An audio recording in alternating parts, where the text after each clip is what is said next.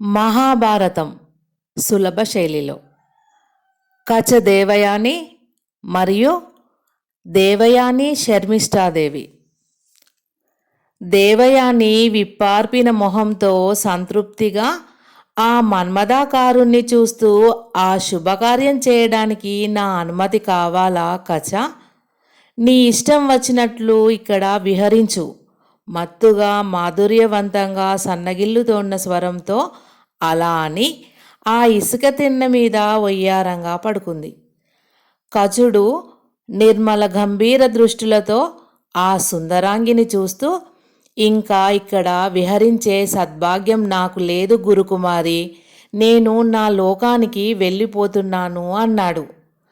కచుడు అలా అనగానే దేవయాని గుండెల్లో పిడుగుపడినట్లు అయ్యింది. వెంటనే చివాల్న లేచి నిల్చుంది. కచా, నిన్ను నమ్ముకున్న నన్ను నిర్దయాత్ముడవై విడిచిపెట్టిపోతావా?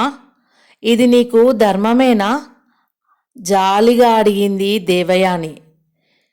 దేవయాని, నువ్వంటున్నదేమిటో నాకు అర్థం కావడం లేదు అన్నాడు కచుడు నిశ్చలంగా. ఇంతకంటే ఎలా వివరించను? బ్రహ్మచారివైన నీ మీద కన్యాజన సహజమైన ప్రేమను అల్లుకొని ఎంతో ఆశ పెట్టుకొని ఉన్నాను.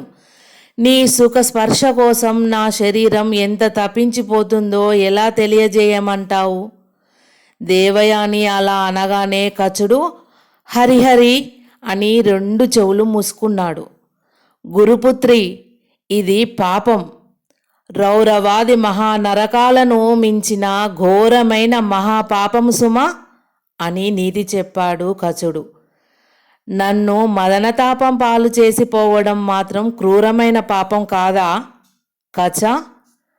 వ్యర్థమైన సందేహాలను విడిచిపెట్టి నిన్ను ఇంతకాలం నుంచి నమ్ముకొని రాగాగ్నితో మండిపడుతున్న నా శరీరాన్ని చల్లార్చు. నాతో కలిసి యవ్వన సౌఖ్యాన్ని చవిచూడు అంటూ దేవయాని మదనాగ్నికి తాళలేక కచుని కౌగిలించుకోబోయింది. ధర్మధీరుడైన కచుడు రెండడుగులు వెనక్కి వేసి, సోదరి, నువ్వు నా తండ్రి వంటి గురుదేవుని పుత్రికవు, నా చెల్లెలివి, ఈ దుడుకుదనం తగదు తల్లి అని రెండు చేతులతో నమస్కరించాడు. దేవయాని నిశ్చేష్టురాలై నిల్చుండిపోయింది.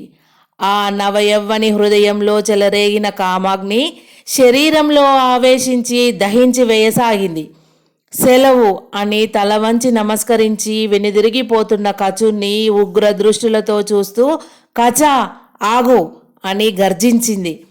కచుడు నిర్వికార చిత్తస్థైర్యంతో అడుగు ముందుకు వేయబోతూ వెనుదిరిగి చూశాడు. దేవయాని రోషారుణిత నేత్రాలలో నుంచి విస్ఫులింగాలను కురిపిస్తూ కనిపించింది. నీ చివరి నిర్ణయం ఇదేనా? ఆవేశంతో కటువుగా ప్రశ్నించింది దేవయాని. దృఢ సంకల్పంతో చేసుకున్న ధర్మ నిర్ణయానికి మాటి మాటికి మార్పులుండవు చెల్లి అన్నాడు కచుడు శాంతంగా. అయితే కన్యనైన నా మనసులో ఆరని చిచ్చును రగిల్చి వెళ్తున్నందుకు ఫలితం అనుభవించు. నా తండ్రి నుండి నువ్వు సంపాదించుకున్న మృత సంజీవని మహావిద్య నీకు ఉపయోగపడకుండా ఉండుగాక అని భయంకరంగా శపించింది దేవయాని. నాకు ఉపయోగపడకపోయినా పర్వాలేదు, నా వద్ద ఉపదేశం పొందిన వాళ్లకు ఉపయోగపడుతుంది. అధర్మపథ సంచారినివై అన్యాయంగా నన్ను శపించినందుకు నువ్వు కూడా ఫలం అనుభవించు. నిన్ను బ్రాహ్మణేతరుడు వివాహమాడి నీ జీవితాన్ని కొంతకాలం దుఃఖభాజనం చేయుగాక అని ప్రతిశాపమిచ్చి తన లోకానికి నిష్క్రమించాడు కచుడు. ఇదిలా ఉండగా ఒకరోజు ఏం జరిగిందంటే, రాక్షసలోక సార్వభౌముడైన వృషపర్ముని కూతురు శర్మిష్ఠాదేవి, ఆ చిన్నది అందచందాలతో అప్సరసలను మించి పసిమి యవ్వనంతో మిసమిసలాడుతూ ప్రకాశిస్తూ ఉండేది. ఒకనాడు సఖీ సమేతమై గురుపుత్రిక అయినటువంటి దేవయానితో కలిసి వనవిహారానికి వెళ్ళింది. ఆటపాటలతో అలసి ఆ సుందరాంగులందరూ ఒక సరోవరం దగ్గరికి చేరుకున్నారు. కట్టుకున్న చీరలను విప్పి ఆ కొలను గట్టున పడవేసి పావడాలను సర్దుకొని ఆ అందాల బొమ్మలిద్దరూ మిత్రురాన్లతో కలిసి ఆ మడుగులో ప్రవేశించి యథేచ్ఛగా జలక్రీడలు ఆడారు. కొంచెం సేపటికి ఆ నీటి ఆటలు చాలించి అందరూ చీరలను ధరించుకోసాగారు. పొరపాటున శర్మిష్ఠ దేవయాని చీరను కట్టుకుంది. దేవయాని తన పుట్టం కట్టుకున్న శర్మిష్ఠను చూసి, శర్మిష్ఠ, ఇదేమిటి, నా చీర కట్టుకున్నావు అని అడిగింది. శర్మిష్ఠ కూడా తన పొరపాటును గ్రహిస్తూ, పొరపాటు జరిగింది దేవయాని, పోని నువ్వు నా చీర కట్టుకో అంది శర్మిష్ఠ తను ధరించిన చీరను సర్దుకుంటూ. ఏమిటి, బ్రాహ్మణ బాలికను, పైగా గురుపుత్రికను, నేను నువ్వు విడిచివేసిన చీరను కట్టుకోవాలా అంది దేవయాని కోపంతో. ఓయబ్బో, నీకు నీ తండ్రికి కూడా పాలకుడైన వృషపర్వ మహారాజు పుత్రికను నేను. నువ్వు విడిచిన చీరను నేను కట్టుకోగా నేను విడిచిన చీరను నువ్వు కట్టుకోవడంలో వింత ఏముంది? ఇంత మాత్రంతోటే నీ బ్రాహ్మణత్వం మైలపడిపోదులే. త్వరగా చీర కట్టుకో, ఇప్పటికే చాలా ఆలస్యమైంది అంది శర్మిష్ఠ కూడా కొంచెం కోపం తెచ్చుకొని. దేవయానికి ఆ మాటలు భల్లెపు పోటుల్లా తగిలాయి.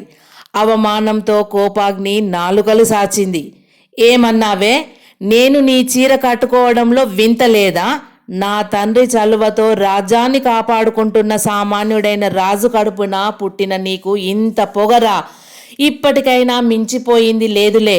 మర్యాదగా నా చీరను నీటితో శుభ్రం చేసి నాకివ్వు అంది దేవయాని క్రోధ స్వరంతో. లేకపోతే ఏం చేస్తావేంటి? నిర్లక్ష్యంగా అడిగింది శర్మిష్ఠ. నా తండ్రితో చెప్పి నిన్ను శిక్షింపజేస్తాను, నిన్ను అధోగతి పాలు చేస్తాను అంది దేవయాని. ఆ మాటలు దేవయాని అనగానే శర్మిష్ఠ, అలాగా, అయితే నిన్ను ఇప్పుడు అధోగతి పాలు కాకుండా తప్పించే మొనగాడు ఎవ్వడొస్తాడో చూస్తాను అని చెలికత్తెలను దగ్గరికి పిలిపించింది. కన్ను మిన్ను కానని అహంకారంతో మిడిసిపడుతున్న ఈ బ్రాహ్మణోత్తమురాలిని ఇలాగే లాక్కు వెళ్ళి ఆ పాడుబడిన బావిలో పడవేసిరండి అని ఆజ్ఞాపించింది. చెలికత్తలు క్షణాల మీద ఆ పనిని నిర్వర్తించారు. శర్మిష్ఠ సఖి జనంతో కలిసి రాజధానికి వెళ్ళిపోయింది.